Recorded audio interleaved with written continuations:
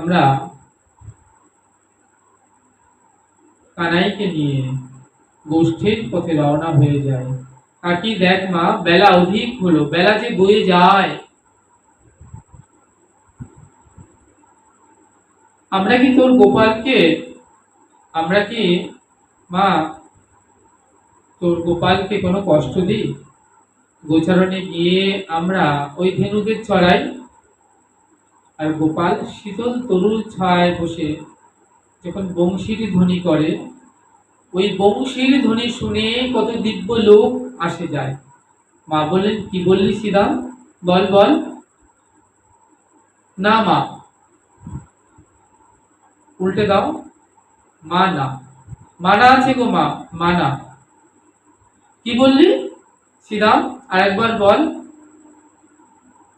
ওমা, আমরা যখন গোচারণে গিয়ে ওই গাভীদের চড়াই, আর তোমার গোপাল শীতল তরুর ছাওয়ায় বসে বংশীর ধ্বনি করে, সেই বংশীর ধ্বনি শুনে কত দিব্য লোক আসে যায়। অমনি মা বলছেন, কি বললি শ্রীরাম? বল বল। না মা, উল্টে দাও। মানা, মানা আছে গো মা, বলাই দাদার মানা আছে। বলাই দাদা আমাদেরকে বলে দিয়েছে, ওরে সুবল, বনের কথা ঘরে বলা চলবে না। জানো মা, আমাদেরকে বলবে বনের কথা ঘরে বলবি না, আর নিজেই ইনিয়ে বিনিয়ে মাথাটা দুলিয়ে বলে দেয়। মা বলছেন, বল সুবল, তুই কি বললি? আমার গোপাল যখন শীতল তরুর ছায়ায় বসে বংশীর ধ্বনি করে, সেই বংশীর ধ্বনি শুনে কত দিব্য লোক আসে যায়। বল বল। না মা, বলাই দাদার মানা। তুমি অভয় দিচ্ছ মা, তুমি যদি অভয় দাও তাহলে বলতে পারি। মা বললেন, হ্যাঁ আমি অভয় দিচ্ছি, বল। জানো মা কি হয়, যখন শীতল তরুণ ছায়ায় বসে তোমার গোপাল বংশী বংশী বাজায়, তখন সেই বংশীর ধ্বনি শুনে কত দিব্য লোক আসে যায়। একদিন কি হলো জানো মা, একদিন আমরা দেখলাম এক শ্বেত হংসের পিঠে চড়ে এক বৃদ্ধ গোয়ালা এলো। তার চুল দাড়ি পেকে সব সাদা হয়ে গিয়েছে, ওই দুধের মতো সাদা চুল দাড়ি। আমরা দেখলাম তার চারটি মাথা। তুমি তো মা অনেক দিনের মা বৃন্দাবনে, তুমি এমন কোন গোয়ালাকে দেখেছো নাকি মা যার চারটি মাথা? সে কি করেছে জানো? সে তোমার গোপালকে ঘিরে ঘিরে কত স্তব স্তুতি করেছে। মা, তুমি কি এমন কোন গোয়ালাকে জানো যার চারটি মাথা? ময়দান বললেন, ও শ্রীরাম, ভালো করে বলতে পারছো না তুমি। উনি হলেন বেদবক্তা, সাক্ষাৎ প্রজাপতি ব্রহ্মা, সৃষ্টিকর্তা। জানো মা, ওই গোয়ালাটার চুল পেকেছে, দাড়ি পেকেছে, কিন্তু আমাদের মনে হয় তার বুদ্ধি পাকেনি। মা বললেন, কেন শ্রীরাম তোর এমন মনে হয়? কেন জানো মা, ওই গোয়ালাটা কি করেছে না, তোমার গোপালের চারিদিকে ঘুরে ঘুরে প্রদক্ষিণ করে, আর কত মন্ত্র উচ্চারণ করে, আর কেঁদে কেঁদে নয়ন জলে তোমার গোপালকে নম করেছে। আচ্ছা মা, তুমি বলো, বড়রা কি ছোটদের কখনো নম করে? আর তোমার গোপালেরও মা বলিহারি, সে কি করেছে না, সে বড়দের মতো আশীর্বাদ দিয়েছে। জানো মা, ওই গোয়ালাটা ঘিরে ঘিরে তোমার গোপালকে কেঁদে কেঁদে নয়ন জলে কত কাঁদছে, বেদ স্তব স্তুতি করছে, মন্ত্র উচ্চারণ করছে, কিন্তু কিছুতেই যেন তোমার গোপাল প্রসন্ন হচ্ছেন না। তারপরে সেই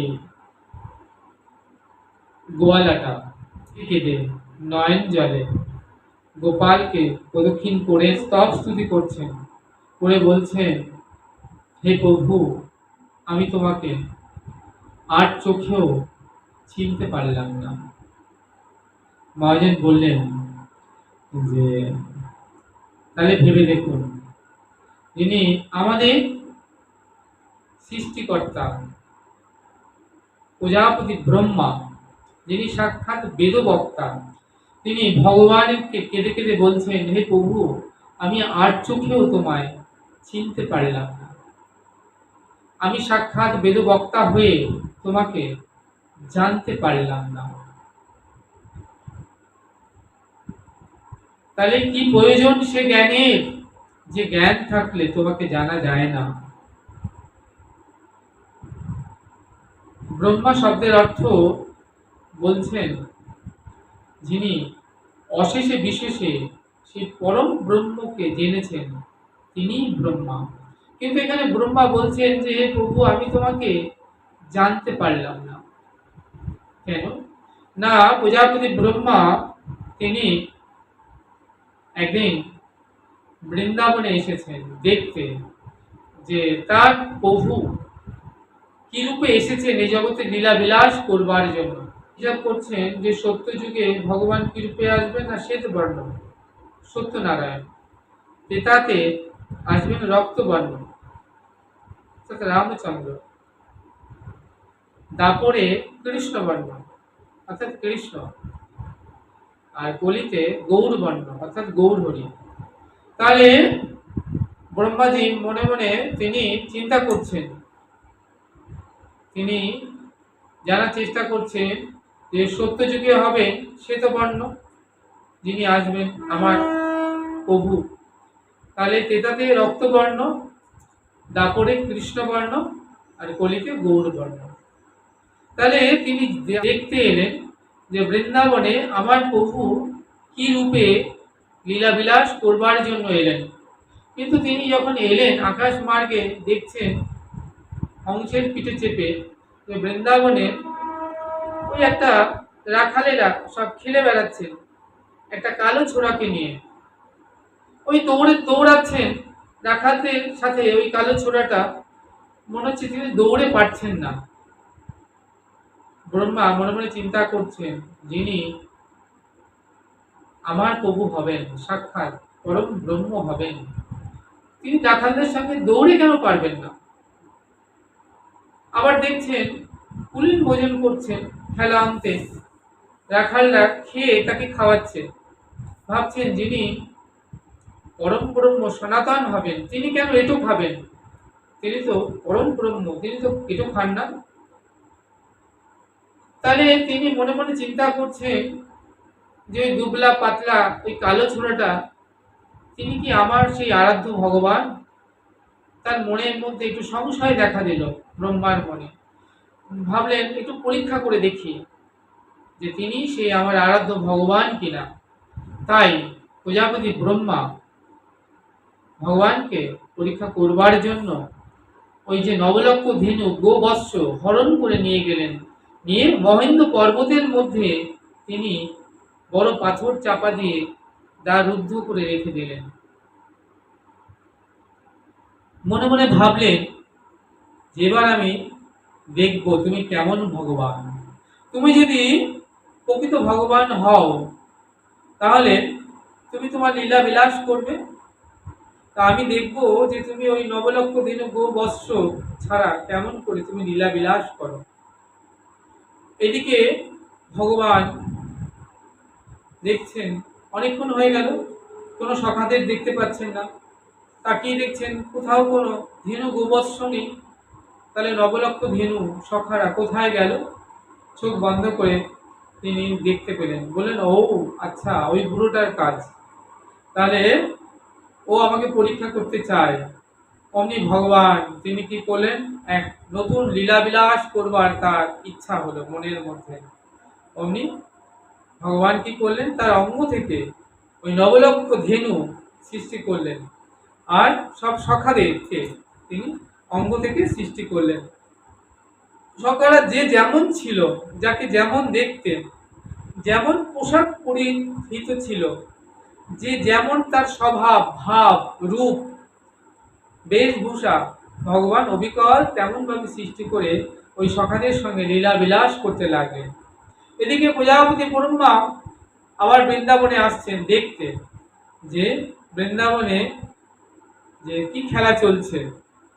দেখতে এসে দেখছেন এখানে ওই বৃন্দাবনে কালো ছোড়াটার সঙ্গে সখারা খেলে বেড়াচ্ছে, যেমন পূর্বে খেলছিল অবিকল তেমন খেলছে, নবলক্ষ ধেনু ও চড়ে বেড়াচ্ছে। তিনি মনে মনে ভাবলেন তাহলে কি হলো। তিনি ছুটে গেলেন ওই ব্রহ্মলোকে। মহেন্দ্র পর্বতের দ্বার উন্মোচন করে দেখছেন যে এখানেও নবলক্ষ ধেনু গোবৎস সখারা রয়েছেন, এবং তিনি ভালো করে দেখছেন ওই নবলক্ষ ধেনু গোবৎস সব যেন চতুর্ভুজ নারায়ণ মূর্তি ধারণ করেছে। তারা যেন ব্রহ্মাকে ডেকে বলছেন, তুমি আমাদেরকে কি দেখছো? তুমি তো ব্রহ্মা, তুমি এক নারায়ণকে চেনো, যার নাভি পদ্ম থেকে তুমি সৃষ্টি হয়েছো।